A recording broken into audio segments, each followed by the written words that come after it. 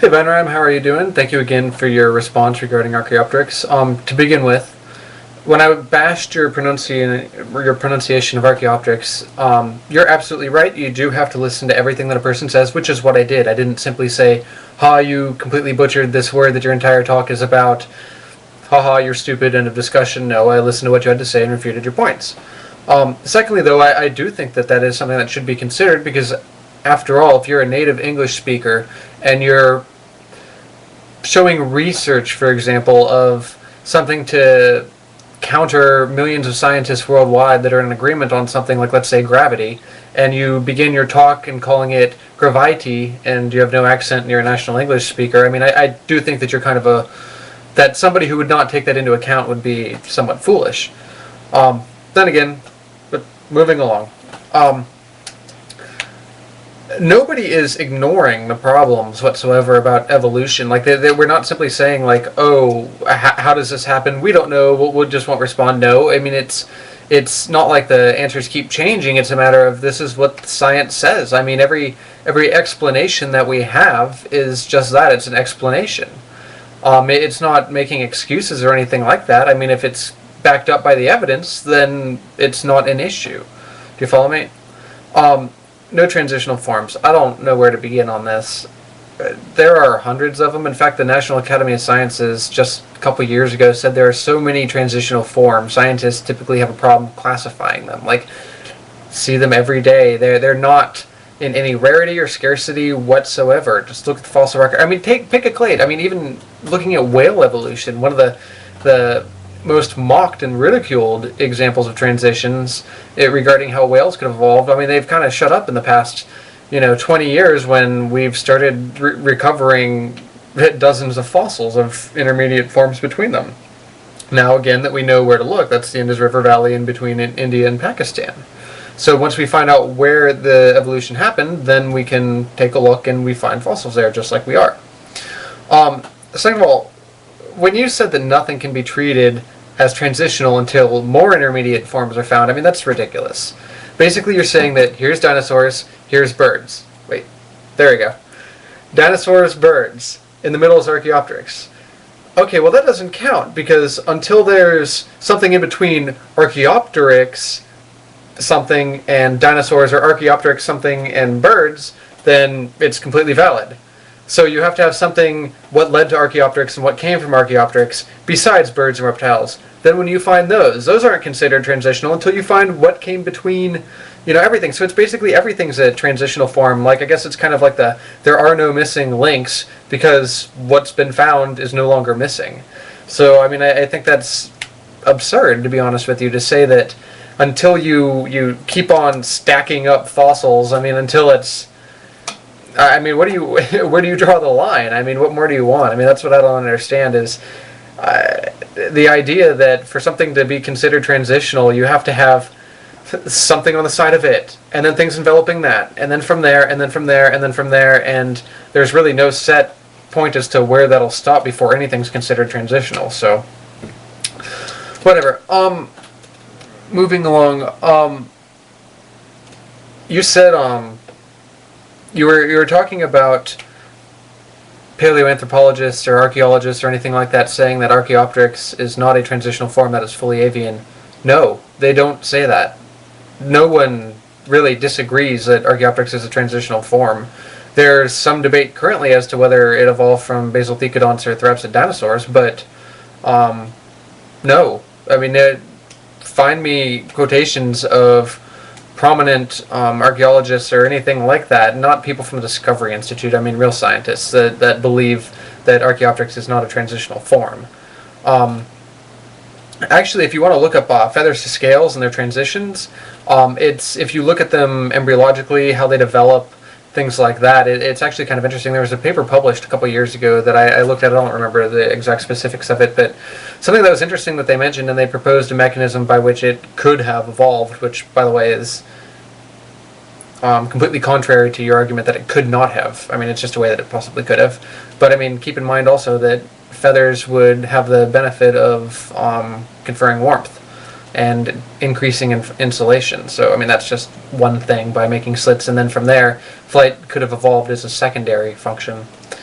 Because after all, feathers aren't needed to fly. Look at bats or insects or most of the flying things on Earth. You said that the features of the skeletal system were completely avian and completely out of whack with the dinosaur transition theory. But like what? I mean, you failed to provide any examples. You simply said that they existed. But now that we're here, we can go into a like there are dozens and dozens and dozens of features about Archaeopteryx that are only reptilian, purely reptilian. You don't find them in birds, and I think that's a strong argument. Secondly, you said true birds aren't the result of Archaeopteryx. No, that's not what I was saying whatsoever. In the sense of when I gave my example about Australians and English, that's you're using it out of context. I mean, the context is we're talking about countries of origin.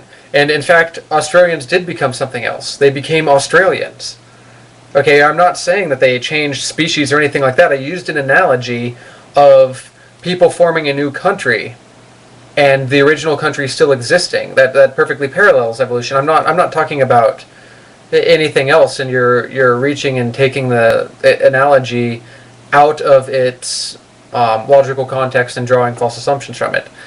But if even with the same thing, if you want to take a look at horseshoe crabs, they're still found with us. They're found with dinosaurs.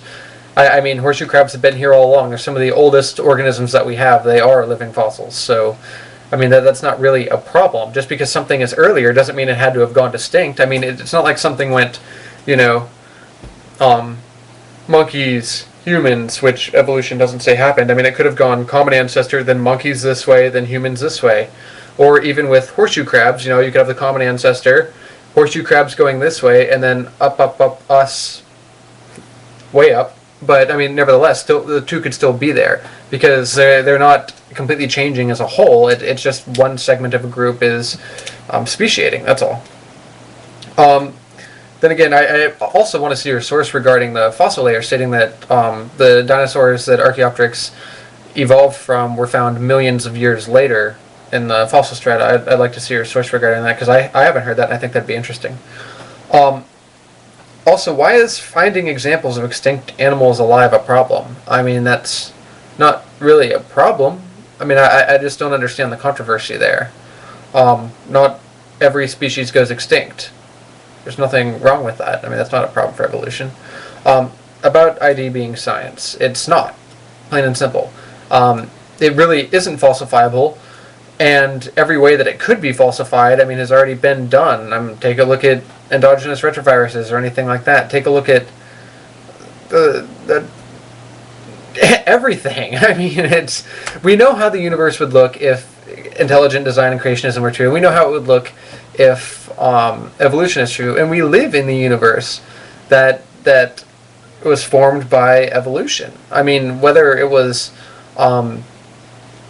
under God's direction or not, I mean, you can't really say God caused this mutation versus this mutation is random.